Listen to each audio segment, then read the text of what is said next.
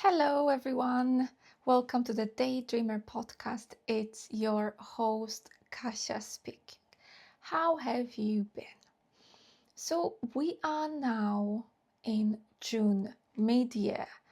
So, what have your experiences with the fire horse been? Okay, so do you feel like it hasn't happened for you? Do you feel maybe like it started happening a bit? Or maybe it's in a full swing. I'm really curious. How is it going for you? I can tell you that for me, I feel like it is happening. I can see the shift in energy. I feel like many things moved. Not as much as I would like to. For now, I see more like promise. This is what I see mostly. The promise of things to happen, like dreams coming true. The tarot wheel of fortune will start moving in a positive direction. Also, a tarot wheel of fortune, it's finally like getting out of this plateau. So this is what I see, this is how I feel. So I do hope that you feel at least a little bit of this energy in your life. Okay, so that's a tiny bit of an intro. But what I wanted to talk about today is procrastination. Procrastination to do work. I will be talking more about procrastination. That is for people who do have their own businesses. So, I mean, it you can take it and compare it to um, multiple other different areas, types of work. But that's what was on my mind. Like, what has been going on with me on my particular example, and I'm pretty sure I'm not the only one. I mean, I know I'm not the only one because I talk to other people who have similar struggles. So there is something about moving from 9 to 5, and where you do in 9 to 5, you know what tasks you have to do. You have some timelines. You understand, or if there is no timeline, you understand by when, and you can do it last moment, so you meet the timeline.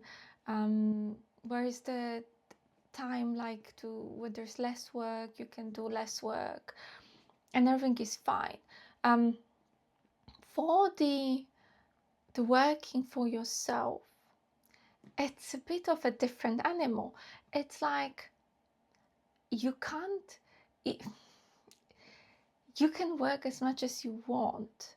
And they say that, business owners work 24/7. All right. But if you made this transition from 9 to 5 to your own business, it might be quite a difficult change.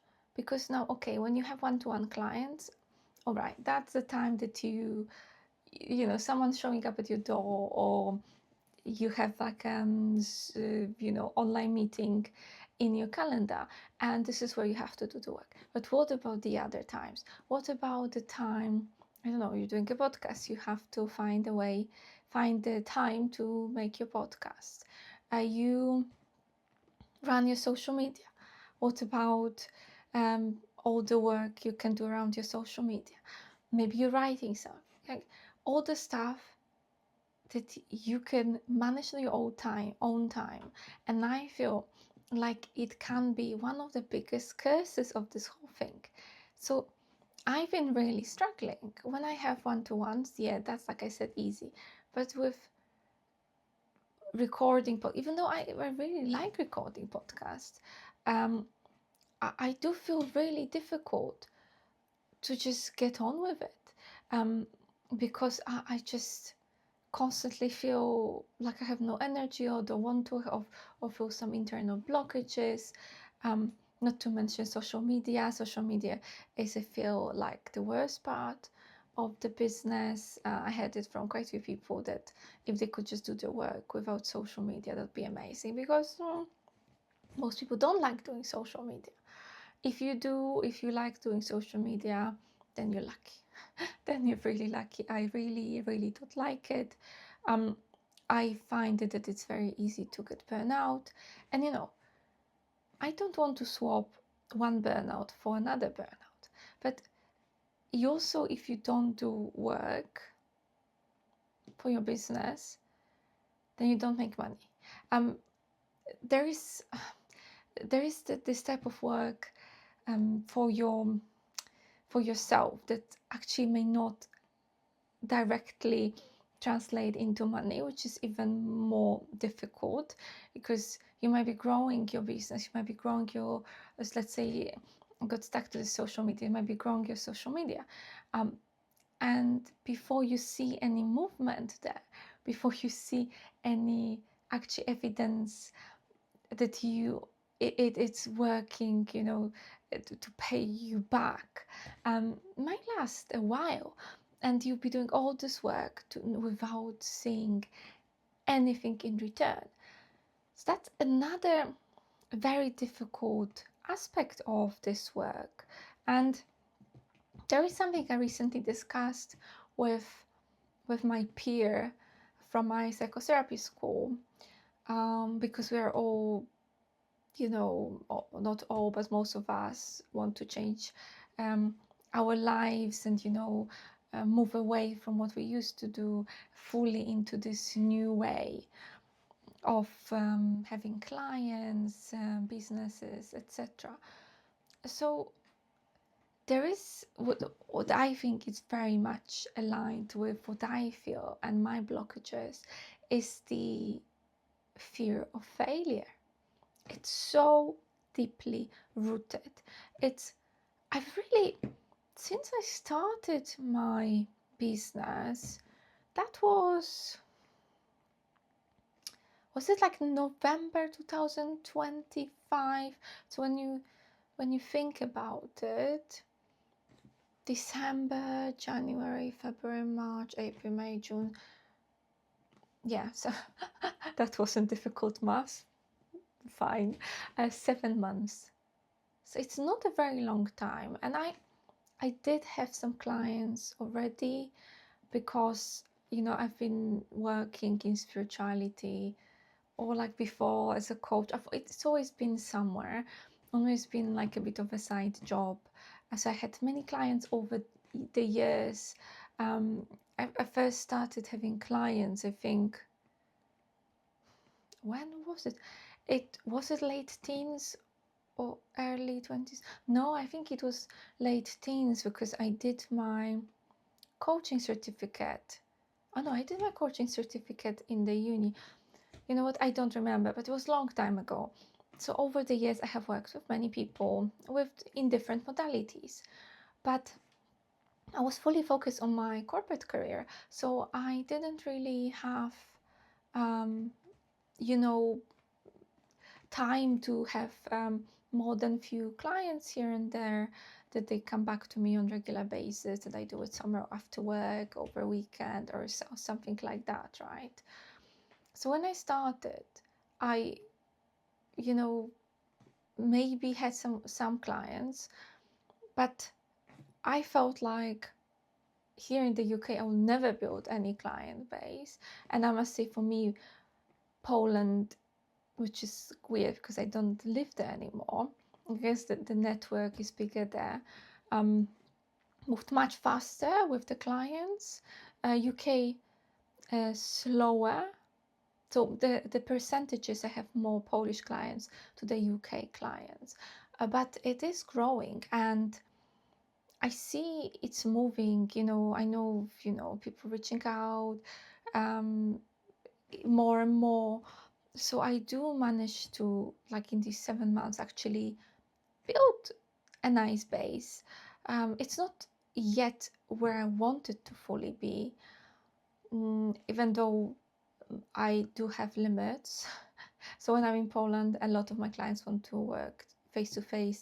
So I work practically every day, more than one person, and it may sound for some people normal, but with the type of spiritual work, incredibly taxing. So I can't also do more than 2-3 people a day. So it's not like it's that difficult to have a full calendar, right? It's not, but like I said, it's more moved more fast in Poland. UK a bit behind, but UK I can see it's growing, which is nice. So in like these 7 months, I did it. Actually, it is, I think, a very positive result. It's still a far cry from how much I was earning as in the corporate situation, but it doesn't matter, because one-to-ones are not the only thing I want to do. I want to build this business, and this is where it starts, because I went, as always, on a very big caveat. But the fear of failure is that you're actually trying out your dreams. So it's easy. I know it's easy, but it's different when you are doing something else and you keep on dreaming about changing your life upside down, moving different direction, working on something completely different. That is then you have all these dreams. Oh yes, I will it will work out for sure. You'll be a winner, you'll be biggest in the world, you will be a millionaire, all this stuff, right? This is all happening in your head, and it's amazing. Then when you finally get on to actioning it, then you need to face the fear of failure, the biggest possible fear of failure of something that you thought was your dream, right? So of course it can still be your dream, but what if it doesn't work? What if something you believed was like your sole purpose will just not work? And that's a paralyzing, petrifying thought. And even though, like, consciously, I'm mostly okay with that, there were thoughts that I will never build a business. It just felt so surreal to think that I can have a business. I don't have it anymore. Like I said, I'm like at the beginning of this business, because working on your schedule with one-to-one clients is not really the full business. Full business starts when you actually, what gives you freedom is digital, workshops, retreats, digital products, something that you can, partially do, like workshop on a planned day, or digital products, and you can sell without being there. And this stuff, one-to-ones give you amazing experience, and I'm for sure continuing one-to-ones, but they do keep you a bit like locked in a space where it's difficult to take 3 weeks off. It's difficult. You keep thinking about, like, amount of people you have to move around, or you may work much more before your holiday, like all this stuff. Or you can't, like, just out of the blue decide, oh, let's travel tomorrow for 4 days somewhere, because you have this responsibility of your one-to-one clients. My perfect world would be if I had the full freedom. So this is where I'm going, when I can actually do have this space. So, tomorrow I'm traveling. Let's travel with my husband tomorrow for 2 weeks, whatever. This is what I want. Obviously, that would mean that I would have to somehow work around, figure out what do I want to do with one-to-ones, would I want them on specific days, like that's something to figure out. Yeah, but I feel that even though consciously I'm mostly fine, then there is something down there unconsciously that I for sure have a lot of fears, because I can see how difficult it is for me to sit on my butt and do the work that is not one-to-ones. I've been, the book I've been promising, I moved forward. I'm now working on cards and I want to record stuff. I think I mostly written the written part. But yeah, I'm pretty sure it will take me another 2 weeks or something. So that's been quite a chore. Recording, even podcasts, I feel like I am running out of ideas, which is a bit of a creative block. But all of that is connected with this fear of failure. I can feel it in my stomach, I can feel this knot. It's almost like doing any work is like facing the possibility of a failure. And that is like so immobilizing. That is a really difficult thing to work through. So, actually, this is not podcast, because I often in the podcast give some advice or some general remarks around certain things, like how to maybe move along or how to deal with them. No, this one, like, I'm there with you. I'm really there with you. If you have like some practical advice how to move past it, or maybe maybe this is just how it is, and it's because it's been 7 months, and it will continue until a year or year and a half, and then it will just mostly go away. But at the same time, maybe it doesn't fully go away. Makes me think, I what was that? I'm sure that was in the Gordon Ramsay Netflix docu-series, the recent one. He mentioned, I think, that he was still worried about money, about everything. So it's like, it seems like it never fully goes away. But I don't think it paralyzes him. He's doing really a lot. So maybe when people get paralyzed, other people just throw themselves into action. Maybe over time you get used to a bit more.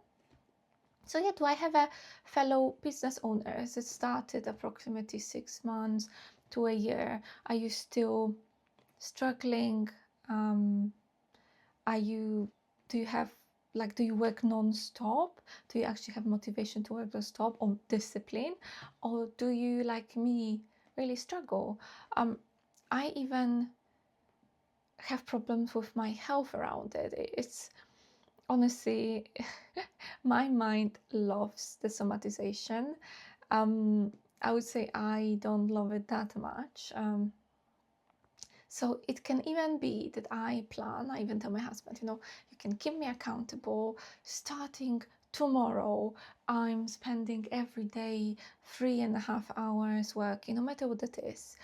Social media, writing, even reading a book on the subject, right? That would be like a beneficial for my practice. Whatever, I'm just stuck in my office, and that's it. Of course, except the one-to-ones. I'm talking about this work I have a problem with. And yeah, every time I try, I either wake up with a headache, or I'm not feeling well. I didn't sleep well. So it's obviously there is a blockage that I am working from. And let me just have a sip of water. I was just thinking, I'm sitting next to my cards,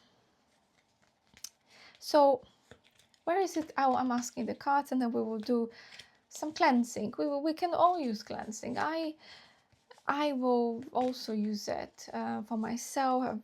So let's do it. I'm not looking. I made a mistake that I want to make, that I made different colors of the cards. And I recognize more or less what's where. So I'm not looking. What stands behind this procrastination? Where is the blockage? Where is the blockage? Oh, two. Okay. All right. Of course. First one that came, I mean, they both came out, so I'm not sure which one is first. Heal this life first. Okay, so heal this life first. This is the card that I created, and the message behind it is, it's not past life related. It's actually related to what's going on this life. And what a perfect card of what I was just talking about.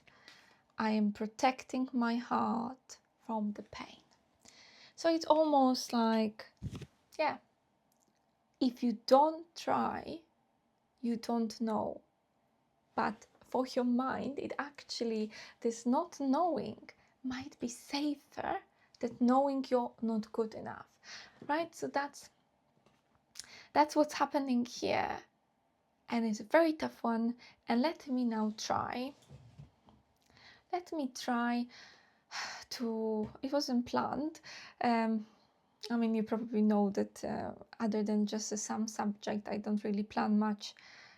It's a lot of improvisation here. So let's maybe do a little bit of healing, of actually releasing these blocks, of melting them. I have these shamanic rattles.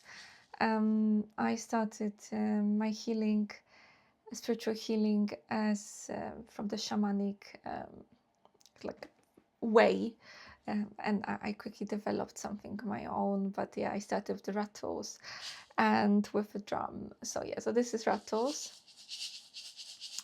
I don't know how well you can hear them, but okay, let's take some deep breaths together.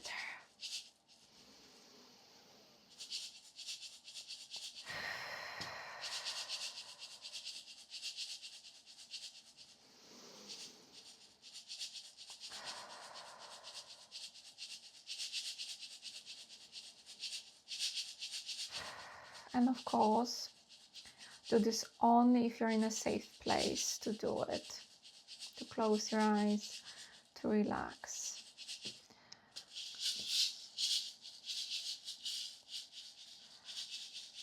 And now let's imagine that we have this cocoon of golden light around us, but I want this light to be as warm as the sun. It melts everything. And it starts coming through our crown chakra and coming down through the third eye chakra and throat chakra and heart chakra. Okay, this is where the blockers are. Let's look at this energy, hot energy swirling around our heart chakra, melting the blockages. And now let's go to the solar plexus. And there is also a blockage there, confidence. Let's leave the light there for a moment. And lower sacral, creativity block. And root, financial blocks. And it goes down to the ground. And this golden hot sun energy has no limits. There's unlimited amount of this. It continues to come into your body, but now it spreads into your head. Thoughts are being melted. throat, arms, hands, back, chest, belly, hips, butt, legs, knees, feet, and it's all inside your body, is melting the blockages. And now we will take a big breath in, and when we breathe out all these melted blockages. We go.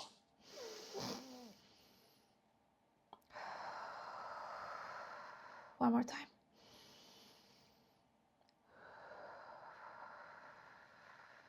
And one more time.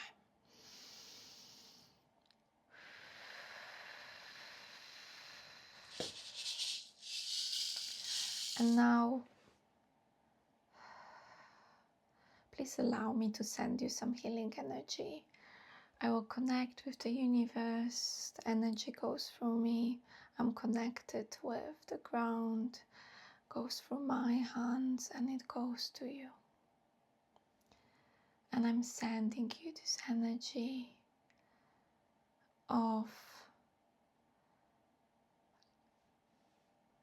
courage, abundance, dreams coming true. Just accept this energy. Everything negative has been melted. Just in case, I'll take all this negative energy, throw it into the fire, and still sending you the energy, the healing energy, to help you fulfill your dreams.